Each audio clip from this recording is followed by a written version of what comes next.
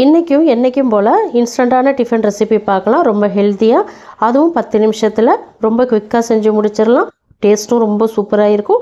வேர்க்கடலை ஜவ்வரிசி இருந்தால் போதும், அருமையான டேஸ்ட்டில் டிஃபன் செஞ்சு முடிச்சிடலாம். இது பார்த்திங்கன்னா நீங்கள் மார்னிங் பிரேக்ஃபாஸ்ட்டாக யூஸ் பண்ணிக்கலாம், நைட்டு டின்னராகவும் யூஸ் பண்ணிக்கலாம், ஈவினிங் டைமில் நீங்கள் ஸ்நாக்காக கூட கொடுக்கலாம், லஞ்ச் பாக்ஸு கூட நீங்கள் கொடுத்து விடலாம். ரொம்ப டேஸ்டியான ஒரு டிஃபன். இது வந்து சின்னவங்க மட்டும் இல்லை, பெரியவங்க எல்லாருமே சாப்பிட்லாம். ரொம்ப ஹெல்த்தியான டிஃபனும் கூட. இந்த டிஃபன் செய்கிறதுக்கு பார்த்திங்கன்னா குறைஞ்ச பொருட்களே போதும். வீட்டில் இருக்கக்கூடிய பொருட்களை வச்சு டேஸ்டியாக செஞ்சு முடிச்சிடலாம். அதே போல் இந்த சட்னியும் அப்படி தான், தயிர் சட்னி ரொம்ப டேஸ்டியாக இருக்கும். இப்போ வாங்க இந்த டிஃபன் ரெசிபியை எப்படி செய்கிறதுன்னு பார்க்கலாம். ஃபஸ்ட்டு நம்ம சட்னி ரெடி பண்ணிக்கலாம். சட்னி ரெடி பண்ணுறதுக்கு 2 வெங்காயம் கட் பண்ணி வச்சுருக்கேன், அதை மிக்ஸி ஜாரில் சேர்த்துக்கிறேன். 2 பல் பூண்டு சேர்த்துக்கிறேன். 2 பல் சேருங்க போதும். சின்னதாக இருந்தால் 3 அல்லது 4 சேர்த்துக்கோங்க. சின்ன துண்டு இஞ்சி சேர்த்துக்கோங்க. காரத்துக்கு ஒரே ஒரு பச்சை மிளகாய், 1 டீஸ்பூன் மிளகாய்த்தூள் சேர்த்துக்கோங்க, 1/2 டீஸ்பூன் மல்லித்தூள். இந்த சட்னிக்கு தேவையான அளவு உப்பு நான் இந்த ஸ்டேஜ்லேயே சேர்த்துக்கிறேன். உப்பு சேர்த்ததுக்கப்புறம் கொஞ்சமாக கொத்தமல்லி இலை சேர்த்துக்கோங்க. இப்போ இது எல்லாத்தையுமே தண்ணி எதுவுமே சேர்க்காமல் நல்லா கொரகொரப்பாக அரைச்சிட்டு வந்துடுங்க. தண்ணி தேவைப்பட்டால் ஒரு 1/2 ஸ்பூனோ 1 ஸ்பூனோ சேர்த்துட்டு நல்லா கோர்ஸாக அரைச்சிக்கணும். நைஸாக அரைச்சிட்டிங்க அப்படின்னா இந்த சட்னி நல்லா இருக்காது. அதே போல் தண்ணி நிறையா சேர்த்துட்டாலும் நல்லா இருக்காது. அதனால் தண்ணி முடிஞ்ச அளவுக்கு சேர்க்காமல் நீங்கள் அரைச்சிக்கோங்க. ரொம்ப ஈஸியாக அரைச்சிடலாம். இப்போ இது ஓரத்தில் இருக்கட்டும். இந்த சைடு பார்த்தீங்கன்னா ஒரு பவுலில் 3/4 கப் வந்து தயிர் எடுத்து வச்சுருக்கேன். அதை வந்து ஒரு விஸ்கை வச்சு கட்டி இல்லாமல் நல்லா ஸ்மூத்தாக கலந்து விட்டுக்கோங்க. நல்லா கொஞ்சம் வேகமாக அடித்து மிக்ஸ் பண்ணினீங்கன்னா நமக்கு நல்லா ஸ்மூத்தாக கிடைக்கும். இப்போ இந்த தயிரில் வந்து நம்ம அரைச்சி வச்சுருந்தா அந்த வெங்காய விழுதை இதில் சேர்த்துக்கலாம். நீங்கள் வெங்காயம் அரைக்கும் போது தண்ணி சேர்த்துட்டிங்க அப்படின்னா இந்த சட்னி கொஞ்சம் தண்ணி ஆகிடும், சாப்பிட்றதுக்கு நல்லா இருக்காது. அதனால் தண்ணி வந்து இல்லாமல் அரைச்சிக்கிட்டால் கொஞ்சம் நல்லா இருக்கும்.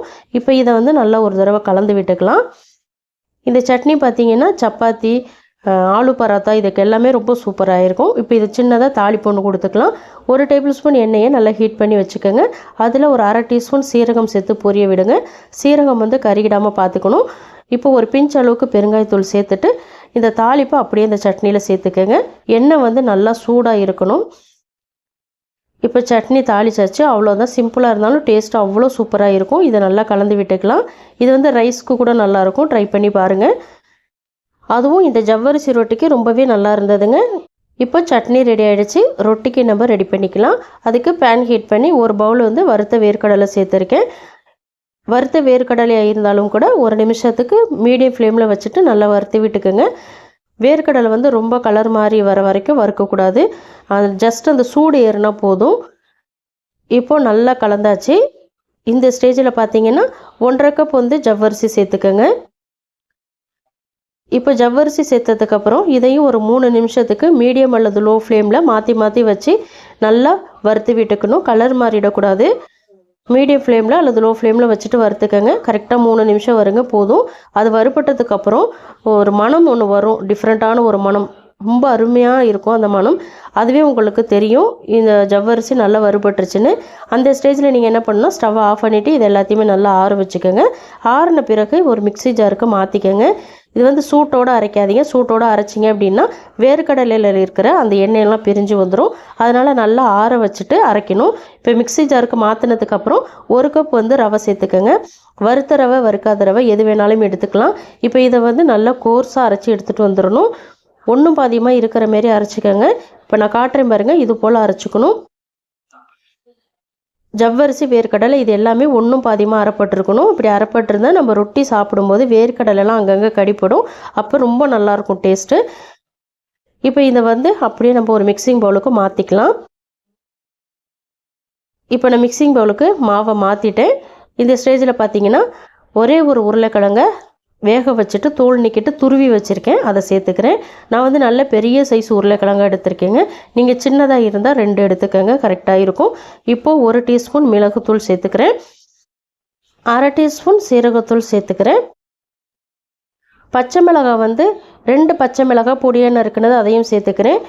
பொடியாக நறுக்குன கொத்தமல்லி எல்லாம் கொஞ்சமாக சேர்த்துக்கிறேன். இதுக்கு வந்து காரம் வந்து பச்சை மிளகாய் காரமும் மிளகுத்தூள் காரம் மட்டும்தான். அதனால் பார்த்து உங்களுக்கு அதிகமாகவோ கம்மியாகவோ எவ்வளோ தேவைப்படுதோ சேர்த்துக்கோங்க. இப்போ உப்பு சேர்த்துக்கிறேன்.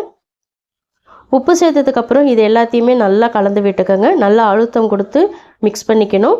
அந்த உருளைக்கிழங்குல இருக்கிற ஈரப்பதத்தை வச்சு மாவை நல்லா அழுத்தம் கொடுத்து மிக்ஸ் பண்ணி விட்டுக்கோங்க.